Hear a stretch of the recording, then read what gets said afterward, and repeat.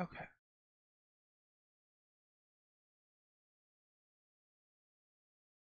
Okay, here we go. Now we're actually starting. Time for adventure and my son.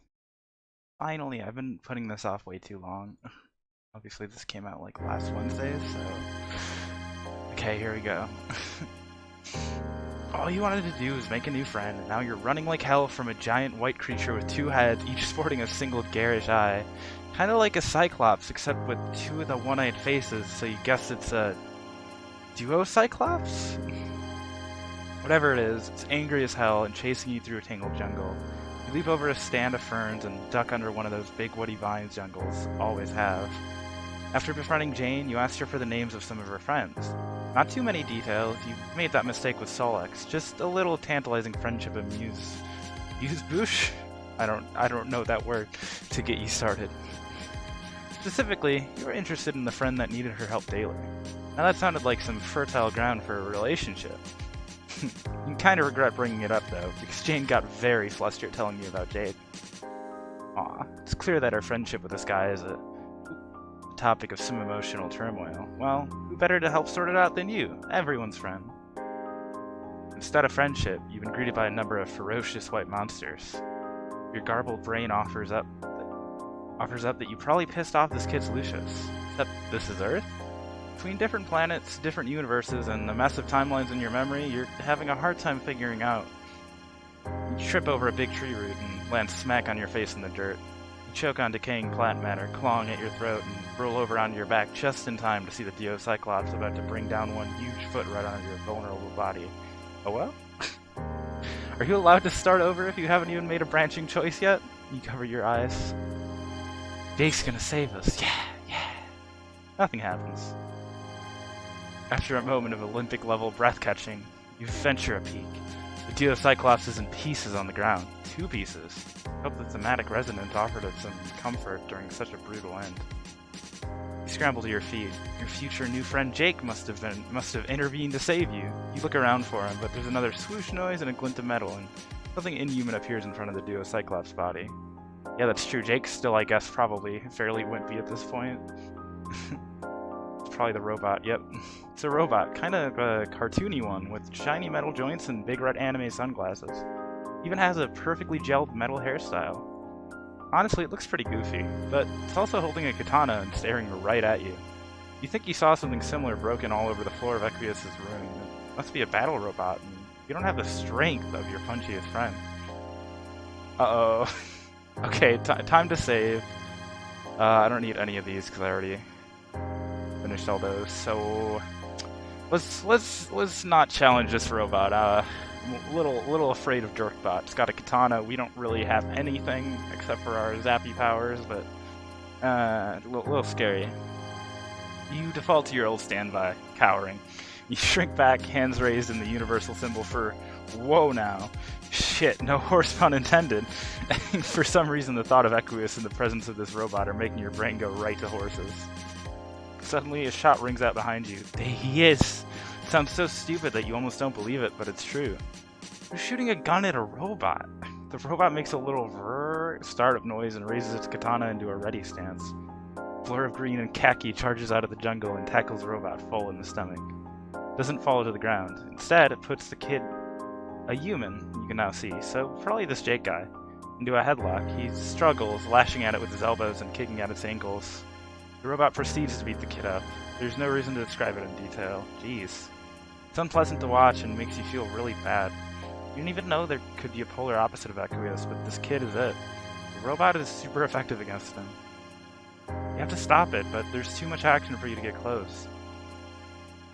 Even if you could reach Jake, there's no way you could zap him out of here without bringing the BattleBot with you. Hey Revo, welcome to the stream. Thanks for stopping by. Except, things have been weird lately. The accepted rules of your power no longer seem so inviolable. Maybe you can just do it? Close your eyes and think really hard about bringing Jake with you. We did it! And it's him. It's my son. Baby. When you open your eyes, a young man stands in his bedroom. Wait, is it Jake's birthday? No. What? You shake your head in consternation. Anyway, you manage to bring Jake, and only Jake, into the house. He stands there clutching his side and panting, recovering from the robo beatdown. Oh, this song. God, the entire soundtrack of this fucking game. Boy, it's him. The guy's bedroom is so covered in movie posters, it's hard to even see the shape of the walls. The floor is littered with weaponry. A lot of the kids you've met live like this, basically lounging around in piles of detritus pertaining to their character-defining interests.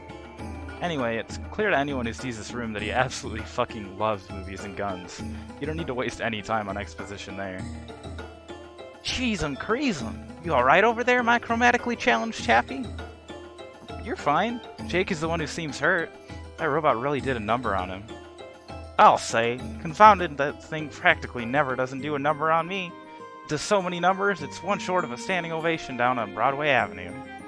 I'm just glad I could be there to help. You know, life is always just a smidgen easier with a bro's helping hand firmly placed on your behind. With a friend behind you is what I meant to say. Oh, sure. Jake doesn't really seem fazed by any of this. Not the alien monsters on his island, not your presence, and not his ungainly defeat at the hands of the anime robot. Not even by you teleporting him around. Well, sure, my good buddy Jane told me you might drop by. Honestly, I've been chomping at the proverbial bit to meet you, old feller, me lad. I'm sure Janie showed you a good time. She's a stand-up host and a top-notch friendo. Absolute wonder wench, and no doubt about it.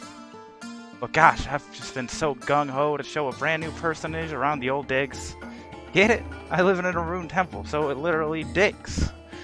Nudges you with a meaningful elbow and gives you a hearty raising of the brows. Oh, I love him. Did you just say that out loud? He did. Well, here you are. Ready to be shown around the ruined temple. Where to first? Oh, let's not actually go there. You know I'm no stranger to danger, but there's nothing like a man's familiar four walls to give him a feeling of peace and quietude. Better hide out for a bit. Just a tactical withdrawal whilst my robo-buddy and the usual monster menagerie are out and about. Right, the monsters. Can't help but notice that this is the same island where Jade lived. Instead of one big white creature custodian like Beck, Jake has lots. Trying to be culturally sensitive, you tell him it must have been nice to have such a big family. Jake looks perplexed. I reckon it must be nice. I can't say I've ever had one, though. If family is what you're looking for, you couldn't have picked a worse place to mount your search. There's about as much familial spirit in my locale as cows in a cornfield. Which is to say, there's simply none to be seen. Oh shit, you misinterpreted things. So Jake really just does live here alone? That must be hard. I'll say, as another one of my friends could tell you, there's nothing worse than being a teen stranded in the middle of the Pacific Ocean. My grandma used to live here with me, but she died long ago.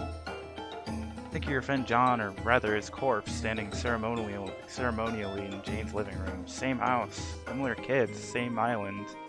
Mysteriously dead grandma. It's not hard to put two and two together and come up with your dead friend Jade. It's a gut punch, even though the inexorable passage of time means that, of course, you could zap to the future and visit time periods where all your friends are dead if you wanted. I guess that's kind of what you did to your old friends by skipping forward so many years in Alternia. Haha, wow, you're kind of starting to hyperventilate about this. You focus hard on Jake, trying to pull yourself together. Luckily, he doesn't seem to have noticed anything's wrong with you. Jake seems like the kind of person who doesn't have room in his head to talk and notice other people at the same time. But I try not to complain. After all, the things could be worse. I have all the cans a boy could ever want to cook-alize. I get to romp in the pumpkin patch to my heart's delight. Plus, this island is a perfect setting for one of the coolest things in the world. That's right, adventure! I love him. The thrill of discovery, the frenzy of battle. It's the most fulfilling diversion of them all. Why, no boy of a sound disposition could feel sad about his perpetual isolation in the dark and the deadness attribute of his family members when the whole dark and teeming jungle is available for his dauntless exploration. Is that really what he thinks? Can't help but remember about 30 seconds ago when Jake said he didn't want to go out to the ruins. You're no problem, Sleuth. Jake's room looks pretty lived in. Not to mention the quantity of movie consumption suggested by his decor. We're about to respond when there's a horrendous clatter from down below. Jake freezes, a small animal caught in headlights. You suspect the headlights are of the red anime glasses variety. Monk asks, "Well, fuck buttons. The Metal Maverick makes his return. Listen, you look like a rum customer with Primo getaway sticks. Fleeing is probably our best option here." You don't get it. The last guy you knew who made a habit of consorting with BattleBots always bested them handily. Why would Jake make something he couldn't beat? Whoa, jumpin' Jehoshaphat. I'm touched by your high opinion of my robotics know-how. No, I didn't make the robot, my best buddy did. He's a genuine whiz with tech of all kinds, and a real thoughtful guy, even though sometimes I wish he would apply some of that big brain box to helping me out just a touch more. He couldn't be here himself because of the physical limitations of time and space, so he sent the robot to train me. It's really nice if you think about it. I mean, at first I thought it was somewhat overbearing and unnecessary, but after Dirk explained it to me, I got that it was his way of being nice. This best friend sounds, Not everyone is as lucky as me to have 3 stalwart compadres to brighten their day when they live alone on a murder island. When you think about it, I'm just about the luckiest gent who ever was stranded in the Pacific with a passel of ferocious monsters and a killer robot. You guess someone could say that if that someone was Jake. Another harsh sound from below reminds you of the urgency of the situation. You could easily teleport the two of you out of here, but, well... The creepy biotech chittering noise of drones still echoes in your memories. You've had some bad experiences trying to escape a killer robot with its eyes set on a friend. Escape via teleportation seems like a temporary solution at best. Sooner or later, Jake's probably gonna have to face the robot. There's some way the two of you acting together can take it down? Arg, you don't understand. It learns from your actions. Anytime I started to get the jump on that dad-burned chrome-ass sucker, it just turned around and given itself a thorough school feeding on the topic of quit kicking my sweet Bippy. If we fight it together, it'll just learn how to fight 2 people. And then when you leave me all by my lonesome, I'll be up shit creek with nary a paddle to be found. It's like that robot in The Incredibles. Except instead of being an absolutely fantastic work of cinematic art, it's my real life. Jeez, I'm creasing. Jake's friend is among the worst gift givers you've ever seen. It's just one thing we can do if a haste retreat isn't what tickles your biscuit. If we could find a way to turn on novice mode, it'll be easier to deal with. I usually don't do it, but I'd hate to subject a guest to the violent vicissitudes of a robotic rascal. I just can't remember how it's done. I don't know why. By the way, I don't know why I'm giving Jake a southern-esque accent. Like, if I headcanon him an accent, I would give him the made-up, like, mid-Atlantic accent that are in, like, those 40 movies, but I can't do that myself, and for some reason the southern accent just feels right. Although my southern accent isn't good, obviously, but, like, I don't know. It's just how it feels. I should read it for some reason. Yeah. Oh, okay, so at least this friend included an easy mode. You're starting to think this guy was one of those gamers who thought easy modes cheapened the experience. But if he designed the thing with novice mode, maybe he can remind Jake how to trigger it? Hey Pearl, welcome to the stream. You're stopping by. Well, I have to admit, you've really put your achromatic digit right on the crux of the matter there, amigo. Strider's a bang-up bro, and I won't utter a word against him, but he doesn't really like to offer help. Oh, thanks, Pearl. I imagine he'll think it's my fault for forgetting in the first place, and he probably won't want to give me the answer because then I won't learn the lesson that I shouldn't be so forgetful. Wow, okay. You're starting to form some tentative opinions about this Strider guy. That said, buddy-o, I think you've stumbled on quite the slick solution to our woes. There's no shame in a brave adventurer asking for help when he's well and truly fucked. I love him so much. Maybe we can find someone willing to offer us their casa as a temporary abode? Oh sure, you could do that. Maybe Jake could message Jane? Although, now that you think about it, given how Jane talked about Jake when you were there, it seems cruel to spring something like this on her with so little lead time to prepare herself. You don't want to fluster her too badly. Quickly backpedal, telling Jake that Jane seemed too busy when you were there last. Is there anyone else? Well, Roxy's probably zozzled by now. Zozzled? You know, pie-eyed, on 2, tying one on, deep with the giggle water, 3 sheets into the cold nor'easter. Oh, wait, she's drunk? Bingo was his name, yo. So this is a common thing, and she's Jake's age? You don't want to make any assumptions, but that sounds, well, concerning. And also familiar. You remember what feels like a long time ago now, helping a girl symbolically trash her mother's liquor collection. Of course, alcoholism isn't that rare, but still, you're starting to feel like there's something strange about all these convergent circumstances. Anyways, Jake's sure that his friend's okay? Oh no, it's nothing like that. Roxy's just a fun and wacky girl. Sure, she dabbles in the devil's drink, but she always seems to be having such a good time. I wouldn't want to make any unfair assumptions about it. Somehow this fails to make you feel better. I guess asking Strider for help is our only option. I just know he's going to be a complete pain in the keister about it. I'll have to butter him up like a morning muffin. Are you any good at matters of persuasion? Yikes! You want to understand where this kid's coming from, but you're reaching your limits here. Is that really all the friendships Jake has? If so, that is bleak. There's clearly some kind of feelings-based train wreck on the horizon for him and Jane. His friend Roxy is obviously having a crisis that Jake pretends not to see. And his friendship with Strider has more red flags than the People's Republic of China. Oh my god. Is this what Jake is willing to put up with, just for companionship? He just pretends he doesn't see the huge issues in his friendships to keep the peace? Is this what it looks like when someone's so indiscriminately hungry for affection that they're willing to go along with anything to get it? Yeah. More or less. You've had about enough. You tell Jake you can't stand this anymore. This life that he has, it's not good. Not even close. He lost his family and he's scared to leave his house. His only company in real life is a robot that's programmed to hurt him, and he thinks it was a gift. He seems unwilling to face the glaring flaws in his closest relationships. And all of this might be hard and sad, but it can't be helping Jake to be so deep in denial about it. He can't just cover this all up with cavalier optimism. There's no way that's the best way for him to live. You understand it must be scary when there seem to be structural flaws in every one of Jake's support pillars. But addressing them is the only way anything can get better. Is this hiding out in this room all alone and just pretending he has the support he needs? Isn't sustainable.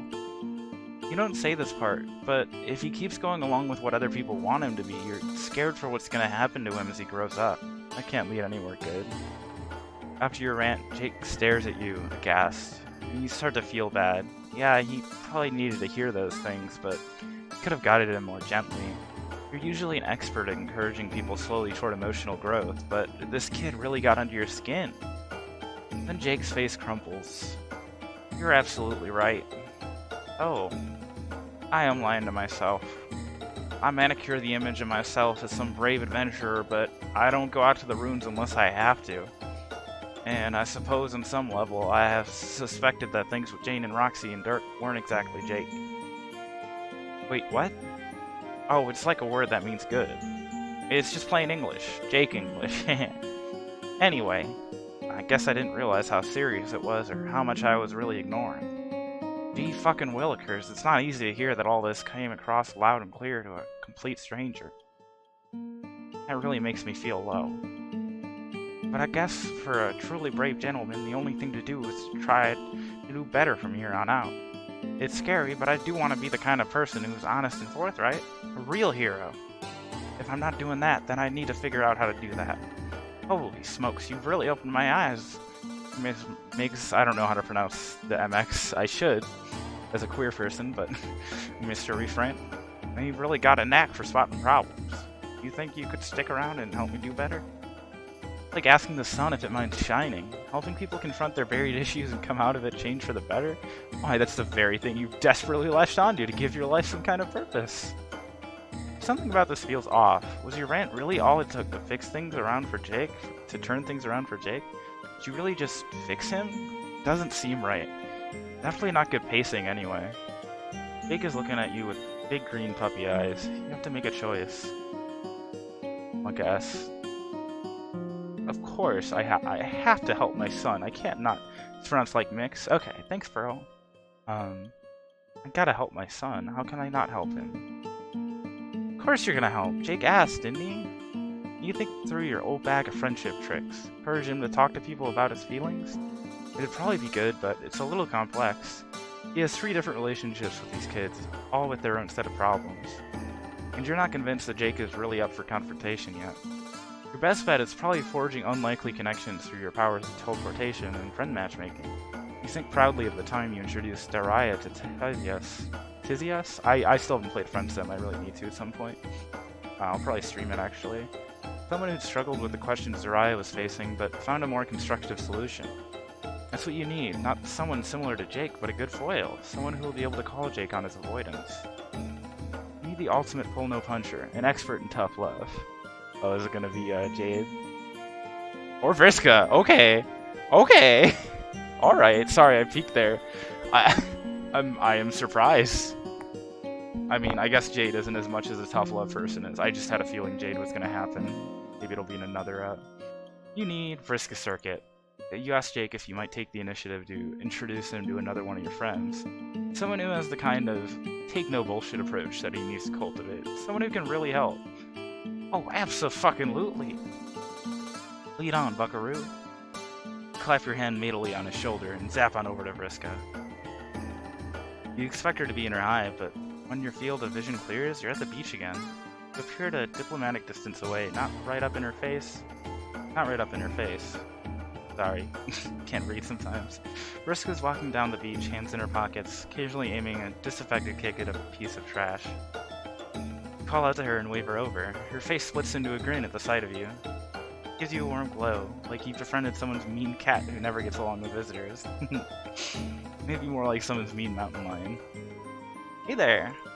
Hi, Vriska! What's she doing on the beach? I came here looking for my stupid fish friends. Terezi and I need an explosive device for a thing, and much as I hate to admit it, Empora isn't bad at making them. But he's not even here. I can't even find him the one time I ever want to see him ever. Figures, my so-called friends leaving me to do all the work again. It's this kind of self-starter energy that Jake could really learn from. Speaking of, you start to introduce your friends to each other. But when you turn to Jake, he's frozen, his face caught in an expression of shock and wonder. Maybe you should have mentioned your friend was an alien? You keep forgetting to mention things like that. She is cute. I love her. As you look at him, Jake rallies, snapping to such a ramrod posture you half expect him to salute. He opens his mouth to speak, then shuts it. You can talk to her, you're prompt. It's okay. Yes. Righto. Holy smokes, I'm ruffled as a baby's bonnet to meet you, Miss Vriska. I'm poised and trembling on the lip of your pit of knowledge and just ready to fall into the expectant abyss. I'm happy to learn whatever you can teach me. Although I must say, when my pal here intimated they had a friend who could help, I didn't expect you to be of such a blue and spidery persuasion. Of course! Why would anyone be anything else when they could be blue and spidery? Haha, you have a solid point there, my extraterrestrial associate.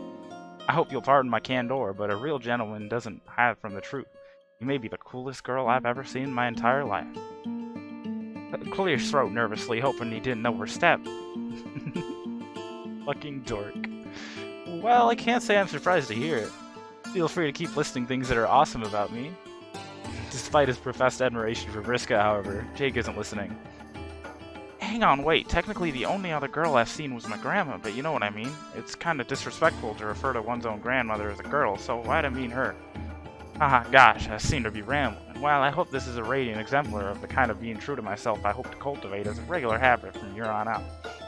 I think it can be very brave to just keep being yourself even when things feel awkward. Don't you think so? Oh, wow. There's so many things wrong with that, I don't even know where to start. Oh, doggone it, really? This is why I need your help, Miss Vriska. I didn't see anything wrong with any of that at all. Here I am going around thinking what I'm saying to everyone is tickety-boo, and it turns out it's all been a load of cattywampus fiddle-faddle. Oh man, this is the nicest present anyone's ever gotten me. She's addressing you now, ignoring Jake's question.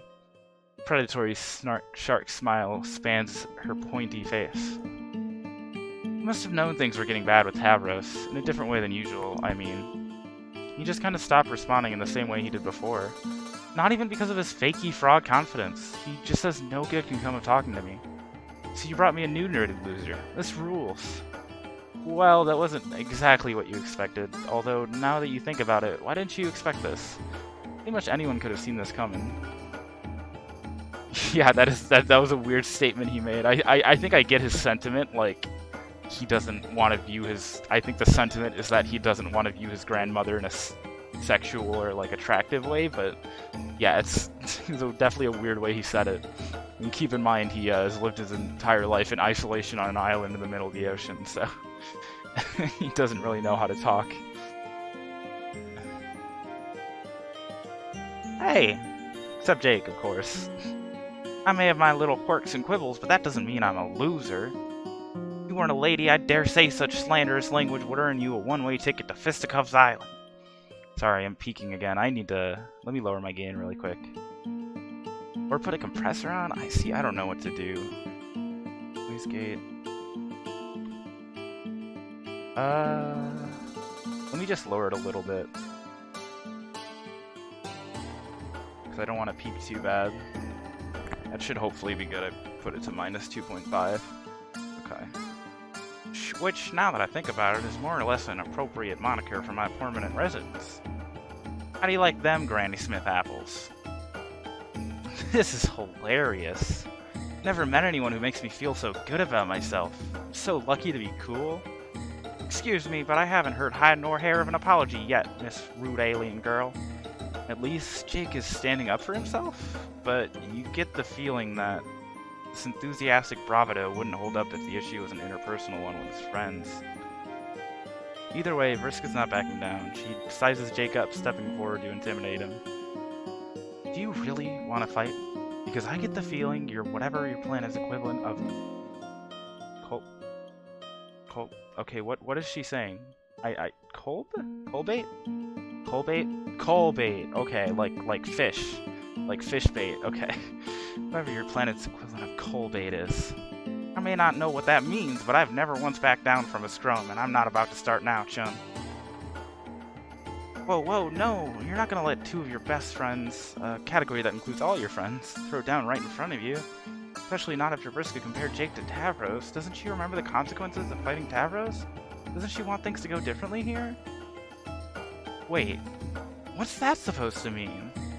Oh no, you didn't mean any offense. You know Vriska has been through a lot, and your past mistakes should be viewed with that context. You know Vriska didn't mean to hurt Tavros as much as she did, right? Vriska is no longer having fun. She's turned to you now, her mouth set into a line, fist clenching at her side. You remember how magical it seemed to have earned her friendship, and how easily Vriska can lash out when she thinks her friends have turned on her. You think you know what went down between me and Tavros? Tavros was almost as pathetic as this guy. I was trying to help him get stronger. But every time I did, he just folded like a loser. He barely even tried to fight back. He was too scared and wimpy. Everyone always gets mad at me for pushing him, but that's what our planet is going to do to him. If he doesn't get stronger, he'll die. Trying to protect him from danger now is just letting that happen later. I would even say I'm the only one who's ever really cared about him. At least I tried to help him shape up. I almost forgot Jake is here, but at this he makes an indignant noise, and you turn to see that his anger and distress has ratcheted up several notches. Well, pardon me, Spider Smurfette, but it doesn't sound like you were much of a friend at all.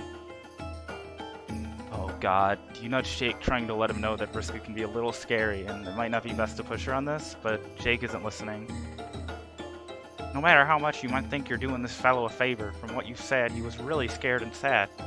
And I'm sorry, but that doesn't make someone stronger, it just makes them scared. Even if you think it's good for him, or even if he said it was what he wanted. Like maybe what he was talking about having a fighting partner, what he really wanted was a companionship due to being alone all the time. And to be totally candid, it's hard to believe you didn't know that. Which means it really is more about what you want than what's best for him, even though you keep saying it's what's best for him, which makes it really hard to argue. Anyway, if you ask me, you're a rotten friend, and I don't think I want you to be one of mine after all. Before Vriska can respond and almost inevitably make things worse, you cut her off. Enough is enough. You tell her you're sorry for making assumptions. You know that she was doing the best she could with the raw deal she was given in this culture. You offer her a quick thank you for this hellish social interaction and ask for some time alone with your insipid friend here. Vriska still looks annoyed, and there's a moment where you're scared she won't let it go. But she does, stepping back and rearranging her facial expression to apathy. I guess pushing it would mean admitting she cares about your opinion of her. Whatever. Talk to you later, nerds. After she leaves, you put a comforting hand on Jake's shoulder. That got pretty raw, huh? Kinda seemed like in the end there, he wasn't talking about Vriska at all. There was someone else he wanted to say all that stuff to? Huh? No, this has nothing to do with me. It was about some weird alien situation.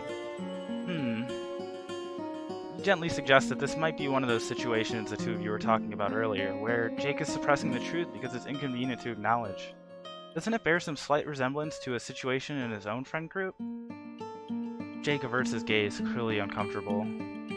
No way, all my friends are best in show. And even if what you're implying was true, it's different when it's your friends. A man can't get by without his bros, so sometimes he has to make allowances. Certain, let's say, eccentricities are just what you have to put up with when best friends are involved. No, they're not. You're allowed to hold your friends accountable. This is weapons-grade interpersonal truth you're spouting, but Jake doesn't look enlightened. Instead, he's growing red in the face with indignance. What would you know about it anyway? Not to be rude, but it's a very personal situation between a fella and his buddies. I don't think I appreciate what you're implying. You don't want to get frustrated, but Jake did ask for your help. You came here because you were going to face up the hard truths about Jake's life. Doesn't Jake want to do that? Well, of course I do. I'm ready to take a hard look in the old rum peeper, and don't you doubt it. It's just that when it comes to my friends, I didn't think you were saying any of them were bad. I thought you were encouraging me to take things in a more forthright direction because, well...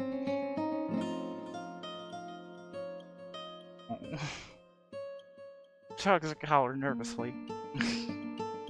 Because of their feelings toward me? Gosh, it sounds stupid when I say it like that. I hope you know I'm not some kind of pompous braggadocio making myself out to be some slick Casanova type. I'm probably just making it up. I'm the kind of guy who gets confused easily, especially with the number of concussions I've sustained over the years. Real beef-worded bozo, that's me. More than once I've gotten an inkling that some of my friends might be giving me the illegal eye, firing up the Corden maneuvers if you get my drift. So when you said things weren't right between me and my friends, that's sort of where I thought the personal change train was heading. An impression only further bolstered when you proceeded to introduce me to your blue arachnid-themed friend. I figured you remembered my sapphire sirens in my room. You know, Naturi and all that. It was a sweet gesture, although, so you're aware, she's a little too young for me to take that kind of interest. I appreciate the thought, though. It's just some constructive criticism for next time. Now you're tempted yourself to say aloud some kind of goofy RP action indicating your embarrassment. You don't, though, because it sounds stupid when Jake does that. No, it doesn't. It sounds cute. Jeez, this is a mess. This kid has issues on issues, and when you think you put your finger on one, it slides away to reveal 3 more. You're playing personal growth whack-a-mole over here, but you gamely draw yourself up and plunge onward, determined. Yeah, I agree, Pearl. I mean, I kind of have issues with this too. I really relate to Jake. Yeah, but they'll know the real him and love the real him. You're right. Exactly. Okay, you tell Jake. So, if that's what he thought you were going to talk about, let's talk about it. How does it make him feel thinking his friends are all attracted to him? What does he plan to do about it? Well, you know, I think all that malarkey will work itself out over time. I figure I'll wait until someone brings it up and then just go along with what they think we should do. Really? That's his strategy? Seems remarkably lackadaisical? And it gives you that sinking feeling again about what's in store for future Jake. Does he actually return any of those feelings? Sure I do. My friends are the cat's pajamas. I don't mind saying I really love them. Right, of course, but is there any one of them he feels differently about? What do you say if, for example, Jane asked him out? I say yes, of course. How could I say no to a top chevy like Janie? She's smart as a whip and with a mug to match. Alright, and what about Roxy? A fellow would have to be daft as a doorknob to turn down Roxy. She's a genius tech hacker spy like in all my favorite movies. Strider? Are you kidding? Strider's my best bro in the world and a mighty strapping gen if we're getting into it. I can't think of any reason to say no to a proposition like that from our best bud. The way Jake conceives of things is just far enough off from your own viewpoint. You can't help feeling like you're passing by each other without really connecting. For example, he doesn't have to have a reason to say no to a friend asking him out. It comes down to his feelings. Does he really have strong feelings for any of these people? Like, stronger feelings than he has for Naturi? Whoa, hey, now, that's not really fair. Naturi is the perfect woman. No, you insist it is fair. If someone has feelings for him, he should not be with them unless he has stronger feelings for that real flesh and blood person than he does for a poster of Naturi. It's important. Well, if you put it that way, I don't know if I've ever had feelings like that. I don't even know if I'm capable of those kind of feelings. If that's the case, then he needs to be prepared to tell his friends that. It's not like he has to have these conversations now, but someday the feelings his friends have need to be addressed. He needs to be ready to turn them down. Hey, Rojik! Hey, Rojik! Hey, Rojik! He needs to make these decisions. He can't just wait for things to resolve on their own and deal with the consequences later. Huh. Wow. He doesn't sound nearly as excited about personal growth as he did before. He just sounds dejected.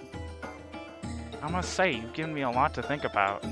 That's a good thing, you remind him. He's learning important things. Well, sorry, but a lot of people tell me it's important for me to learn various things. And for sure, sometimes they're right. I've never assumed the image of a chap who knows everything. But you've also been telling me I can stand up for myself sometimes, making my own decisions about what's right instead of letting other people tell me how to live.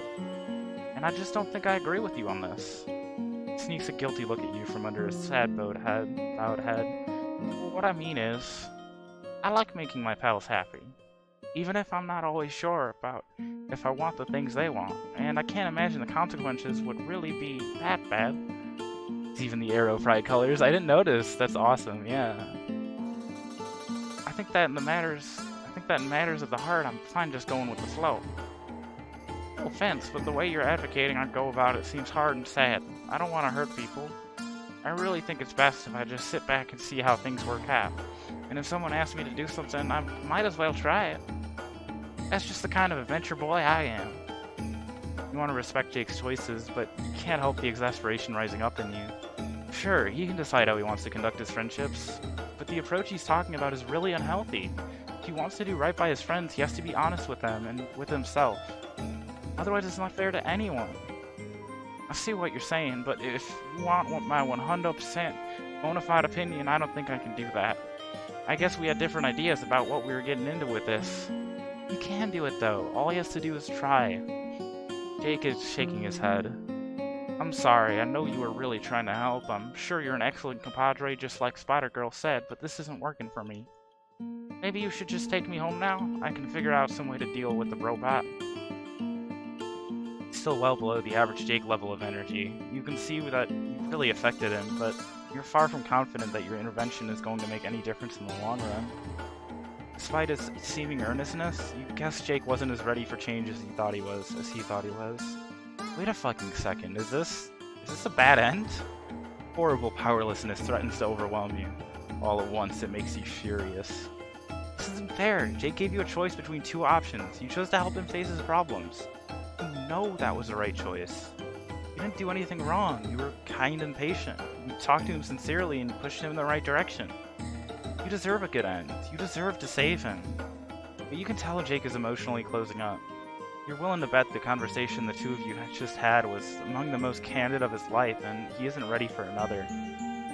You want so badly to help him. You know exactly the changes he needs to make, but you can't make those changes for him. He needs to do it himself, and he's just not ready. Maybe he'll never be. You hate this. You hate Jake. You hate yourself. Making people's lives better is the one thing that's given your piecemeal existence any meaning, and he's taking this away from you. His stupid inability to face his issues is ruining your life. You can linger as long as you can, but eventually you have to do it. You gotta take the L. No! You guess! Oh, did I peek there? Oops, sorry. Unfortunate. I just wanted to help my son. Alright, so I guess let's not help him now. Or should we go back to this one? Let's just go to this one. Do not. I'm gonna feel bad, but I guess this is probably what leads to the good end, so whatever. You're about to say yes. Every part of you is straining to say yes and fulfill your life's purpose. Your real life's purpose, not like before when you were being mind-controlled to pursue friendship on whatever shallow or unsatisfying level is possible. This desire to help, to make your mark in whatever small positive way you can wrangle is something you figured out for yourself.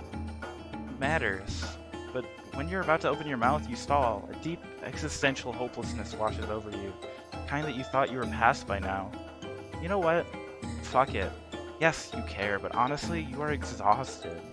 It's so much worth coaxing teens through personal revelations with no reward except the temporary abatement of your deep soul-level feeling of narrative irrelevance. You need a break. Why not give yourself a freebie? You tell Jake that you don't think he needs your help. It's enough for right now that he realizes there's a problem.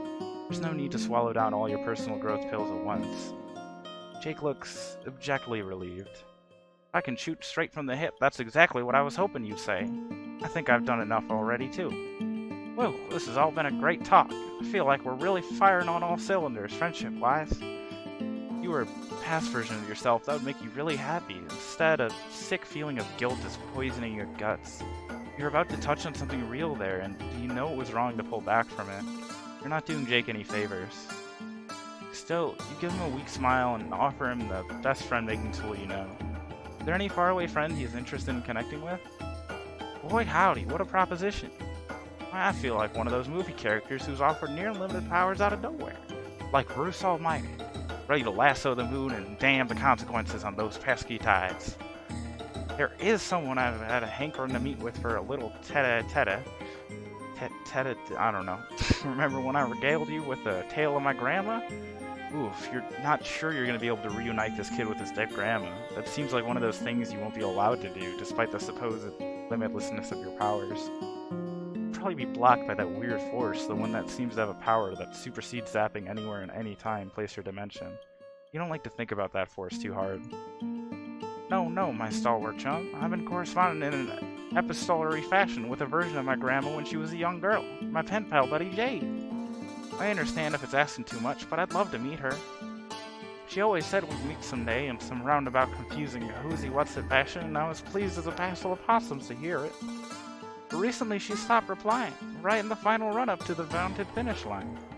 I've been all a-twitter with worry, I don't mind telling you. You think we could take a hop, skip, and a jump over to her lodgings? What a relief. You actually know Jade. You can take him to Jade right now. Jake smiles a big, goofy grin at you. You should feel happy, you tell yourself sternly. This is a good thing to do. He said himself that you're fixing your concern of his. But the yawning malaise inside of you only grows. You'd like to think of yourself as an agent of positive change, but here you are again, nothing but a glorified interdimensional taxi service. Whatever, who cares? At least he'll be with someone he loves. You grab Jake's hand and take him to his family. You expect the normal non-event of your zappy powers, but instead there's a sick, wrenching feeling, a kind of squeezing like you're not the right shape for wherever you're going. It steals your breath and then it's gone. Nervously, you open your eyes. Whoa, why are we here? Okay, interesting. This is Hive Swap. This is the Hive Swap mansion, so I am very confused as to why we are here. Interesting, okay. What the fuck? Does this have to do with how your powers are changing? Sure, you were distracted and gloomy when you zapped, but you have no idea what just happened. You're not at Jade's house. Wherever you are, it feels deeply wrong. The wrongness jangles through your bones and teeth like the vibrations of a jackhammer. You're not supposed to be here. You have got to get out of here. Grab Jake with a grimace and zap more carefully. Okay, there we go. There we go. You breathe a sigh of relief, which is sadly cut short as you turn and see Jade shoving the muzzle of a rifle in your face once again. Back up, hands raised. Jade, no, it's just you, her friend. You've already been through all these wacky misunderstanding shenanigans with firearms. I know who it is. I just think you shouldn't be here. What? Don't get me wrong, I appreciate everything you've done for me. You have no idea what it meant to be able to meet my friends in person. But the last time you came here, things got dangerous, and I started to wonder if you have any idea what the consequences are of what you're doing. Okay, there's obviously something she needs to get off her chest, and you want to hear it, but can she put the gun down? You both know she's not actually going to shoot you. Oh, right. I guess the gun was a little over the top, but you startled me and I got really mad. Ever since you left last time, I've been thinking about what you did with me and Dave. Even though Beck didn't stop you, I don't think he wanted me to be traveling around like that. I know you're a nice person, you don't mean to do anything bad, but I think it's impossible to have powers like yours without being a little corrupted by them. When you mess around in our lives, that can have serious consequences. You always leave afterward, and you don't live out those consequences with us. It was great to meet my friends, but you know what? I would have met them anyway in the game. I can't help thinking it would have been better for things to play out like they were supposed to. So, I'm sorry, but I just don't want you interfering in my life anymore. I think it's for the good of everyone if you leave us alone from now on. Hurts to hear, but how could you argue with that? You tell Jade that you don't want to do anything that makes her uncomfortable. There's just like one little thing that you maybe already did. You gesture to Jake. He's huddled behind you, clearly having second thoughts about this. Maybe it's the gun, but then again, Jake is pretty comfortable around guns. Probably it's just fear of the mortifying ordeal of being known. Who the fuck are you? You watch as he clears his throat and fidgets, his hands twitching at his sides like he's thinking about hanging onto his own guns for comfort. Your grandson? Jake? That's me. Jade bursts into tears. Oh, she flings herself forward and throws her arms around Jake.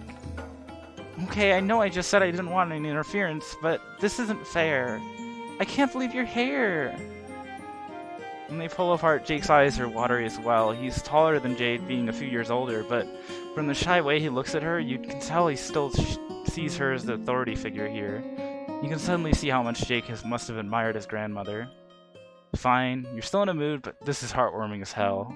You intentionally tune out the conversation as little as Jade and Jake gush at each other. It just seems really private. They're family, after all. You don't have any place in this conversation, which only adds to your frustrated feeling of being help-blocked. It's great that this is making Jade and Jake so happy, but it really has nothing to do with you at all. Guess I can't really give you the tour since you grew up in the same place as me. But maybe we can take advantage of this opportunity. We both grew up alone, right? Isn't there anything you always wanted to do, but you couldn't do it with only one person? Holy hell, Jade, that's a rip-snorter of an idea. And you got a splendiferous mind up in that noggin of yours. Aw, it's weirding me out how much you sound like my grandpa. It's making me miss him too, but I'm really happy I get to spend time with you. Me too.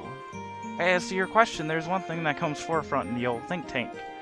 You know how it is being a kid alone in your room on a godforsaken island in the middle of bumfuck nowhere. You start to entertain all kinds of fancies. Of course. Well, there's this cosplay I've been trying to make work for years. I'm not very good at cosplay, and I haven't had anyone to help me bring my vision to life. Is that the kind of activity you'd be suited for? OMG, I would love that! What's the character? Only the best, bravest archaeologist/adventurer of all time, Lara Croft. Oh wow, so you want to be a sexy Tomb Raider? I think I'll have to stop picturing you as my grandpa. This is so cute. But I would love to help with that. To be frank, Jade, I don't really think of Miss Croft as sexy. Oh, I know some unmannerly rogues like to comment on the size of her bazoombas, but from where I'm sitting, she is a consummate professional. I just admire her moxie. Oh, oops, sorry. I was just making an assumption based on her outfit, I guess.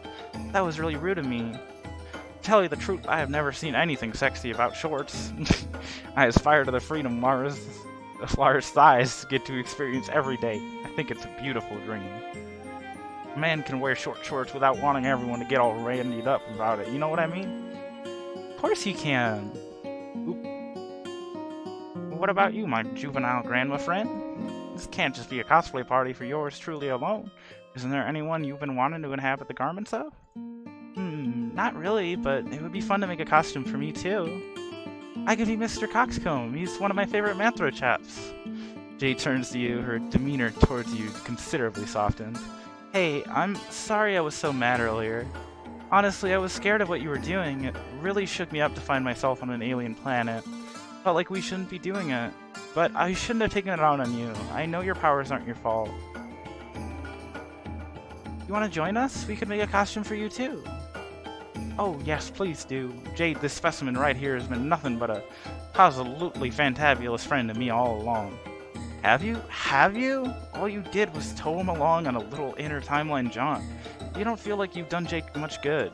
Are you even really friends with Jake, or are you just piggybacking off of facilitating his friendship with Jade? Skirts greater than short shorts. I agree. Jake should wear a skirt. It's fine, you guys. Things are going fine, even well. But it feels unsatisfying. No real nutritional value. You don't feel good about what you've done, but you guess you might as well get a cool costume out of it. You tell Jake and Jade you know exactly who you want to dress like. The three of you set to work together.